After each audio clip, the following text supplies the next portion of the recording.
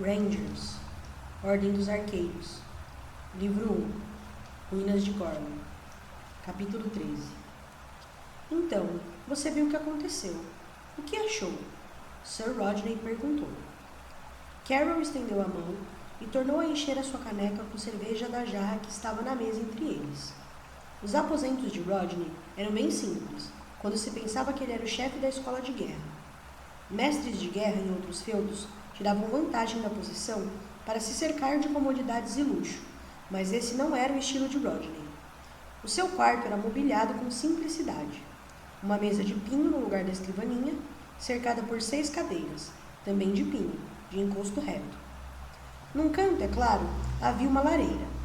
Rodney preferia viver com simplicidade, mas isso não queria dizer que ele gostasse de desconforto, e os invernos do castelo Redmond eram frios.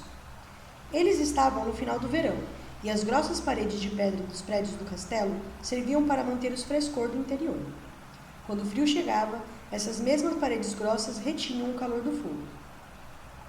Em uma delas, uma grande janela com uma sacada se abria para o campo de treinamento da escola de guerra. De frente à janela, na parede oposta, havia um vão da porta coberto por uma cortina grossa, que levava para o quarto de dormir de Rodney, onde havia uma simples cama de soldado e móveis de madeira. Quando a esposa, Antoniette, ainda estava viva, o local era mais decorado, mas ela tinha morrido alguns anos antes, e os quartos agora tinham um toque inconfundivelmente masculino, sem qualquer objeto que não fosse útil e sem nenhum enfeite. Sim, eu vi, Carol concordou. Não sei se acreditei, mas vi. Você só ouviu uma vez, Rodney disse. Ele fez isso várias vezes durante toda a sessão, e eu estou convencido de que o fez inconscientemente. Tão depressa quanto aquele que vi? Carol perguntou, e Rodney assentiu energicamente. Quem sabe, até mais depressa. Ele adicionou um golpe extra à rotina, mas acompanhou o ritmo do exercício. Ele hesitou e finalmente disse o que os dois estavam pensando. O garoto tem um dom natural. Carol inclinou a cabeça pensativa. Com base no que tinha visto, não estava preparado para contestar o fato. E sabia que o mestre de guerra tinha observado o garoto por algum tempo durante o treino. Mas garotos com vocação eram poucos e demoravam a aparecer. Eles eram aquelas pessoas especiais para quem a habilidade com a espada funcionava numa dimensão totalmente diferente. Era mais um instinto do que uma habilidade. Esses eram os que se tornavam campeões. Os mestres da espada. Guerreiros experientes, como Sir Rodney e Sir Carol, eram espadachins hábeis, mas aqueles com vocação levavam a técnica para outro plano. Era como se para eles, a espada na mão se tornasse uma real extensão não só de seus corpos, mas também de suas personalidades. A espada parecia atuar em comunhão e harmonia instantânea com a mente do espadachim, agindo até mais rápido do que o pensamento consciente. Os que tinham o dom possuíam habilidades únicas no que se referia à velocidade, ao equilíbrio e ao ritmo.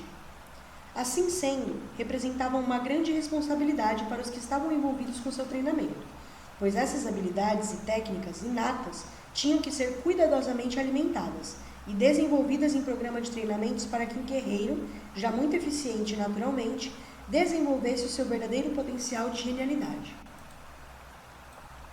Tem certeza? Carol disse por fim, e Rodney assentiu outra vez, olhando pela janela. Em pensamento, ele via o treino do garoto e seus movimentos adicionais rápidos como um raio. Tenho, ele disse simplesmente. Vamos ter que dizer ao Wallace que ele vai ter outro aluno no próximo semestre. Wallace era o mestre espadachim da escola de guerra Redmond e tinha a responsabilidade de dar o polimento final nas habilidades básicas de que Carol e os outros ensinavam. No caso de um aluno brilhante, como Horace evidentemente era, ele daria aulas particulares de técnicas avançadas. Carol refletiu sobre o prazo que Rodney tinha sugerido. Só depois disso? Ele perguntou. Faltavam ainda quase 3 meses para o semestre seguinte. Por que não imediatamente? Pelo que vi, ele já domina as técnicas básicas. Mas Rodney sacudiu a cabeça. Ainda não avaliamos a personalidade, retrucou. Ele parece um bom garoto, mas nunca se sabe. Se mostrar desajustado, não quero lhe dar o tipo de instrução avançada que o Wallace pode oferecer. Quando pensou a respeito, Carol concordou com o mestre de guerra. Afinal, caso Horace tivesse de ser dispensado da escola de guerra por causa de alguma outra falha, isso seria embaraçoso e até perigoso se ele já estivesse no caminho de ser um espadachim altamente qualificado. Muitas vezes, alunos dispensados reagiam com ressentimento. E tem outra coisa, Rodney acrescentou. Vamos manter essa conversa entre nós e dizer a mesma coisa a Morton. Não quero que o garoto escute nada sobre isso ainda. Ele pode ficar convencido e isso pode ser perigoso para ele. Tem toda a razão, Carol concordou. Ele terminou a cerveja em 2 goles rápidos, colocou a caneca na mesa e se levantou. Bem, acho melhor ir. Tenho uns relatórios para acabar. E quem não tem? Perguntou o mestre de guerra, com cansaço, e os 2 velhos amigos trocaram sorrisos pesarosos. Nunca imaginei que dirigir a escola de guerra envolvesse tanta papelada, Rodney comentou, fazendo Carol rir. Às vezes, acho que deveríamos esquecer o treinamento com armas e simplesmente jogar toda a papelada sobre o inimigo e enterrá-lo nela. Ele fez uma saudação informal, apenas tocando a testa com o dedo indicador, como mostra de respeito. Então, se virou e se dirigiu para a porta. Parou quando Rodney acrescentou um último ponto à discussão. Fique de olho no garoto, mas não deixe que ele perceba. Claro, Carol respondeu. Não queremos que comece a pensar que tem alguma coisa de especial. Naquele momento, não havia a menor possibilidade de Horace imaginar que tinha algo de especial. Pelo menos, não num sentido positivo. O que ele realmente sentia era que tinha o dom de atrair problemas. As pessoas estavam falando sobre a estranha cena que tinha acontecido na área de exercícios. Seus colegas, sem entender o que tinha ocorrido, haviam presumido que, de alguma forma, Horace aborrecera o mestre de guerra e agora esperava pelo inevitável castigo. Eles sabiam que a regra durante o primeiro semestre era que, quando um membro da classe cometesse um erro, toda a classe pagaria por ele. Como resultado, o clima no dormitório estava, no mínimo, tenso. Horace tinha saído do quarto com a intenção de ir até o rio para escapar à condenação e às críticas, que podia sentir no rosto dos outros. Infelizmente, quando fez isso, foi direto para os braços de Alda, Green e Jerome. Os 3 garotos mais velhos tinham ouvido uma versão distorcida da cena na quadra de treinamento.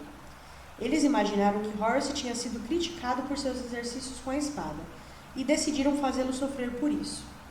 Entretanto, sabiam que suas atitudes não seriam aprovadas pelos funcionários da escola de guerra. Horace, como recém-chegado, não tinha como saber desse tipo de ataque sistemático era totalmente condenado por Sir Rodney e pelos outros instrutores. Simplesmente pressupôs que as coisas tinham que ser assim e, sem ter noção do que acontecia, permitiu-se ser atacado e insultado.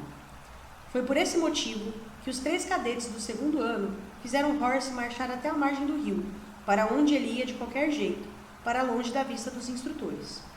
Ali, fizeram que ele entrasse no rio até que a água batesse na altura de sua coxa e ficasse em posição de sentido.